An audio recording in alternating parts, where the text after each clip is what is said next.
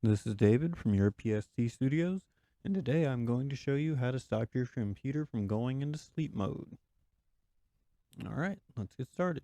First thing you'll want to do is go over to your Start menu, click the Start menu, and then type in the word Sleep, S-L-E-E-P. Once you have that, click on Power and Sleep Settings. You will be presented with this page. This will show when your computer's screen turns off on you. I'm going to go ahead and set that to never. And this shows when your PC will go to sleep, usually after your screen. So if you try to set this to 2 hours, it's going to set that to 2 hours because your computer will not go to sleep before the screen turns off.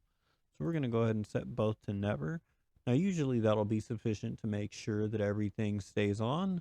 But for those that like to make sure every little aspect is fixed, you can go ahead and click on additional power settings over here, and you will be greeted by this screen, which you can then click the change plan settings on.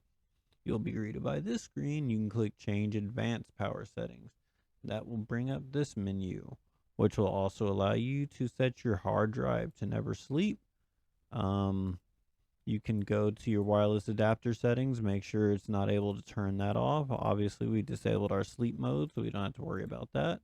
You can make it to where it does not turn off your USB settings. You can make it to where it doesn't turn off the power management states. We've already fixed the screen part of things, and also your processor management for your cooling policy.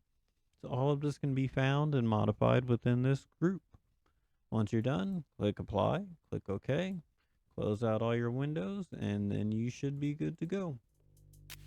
That's it. Very simple.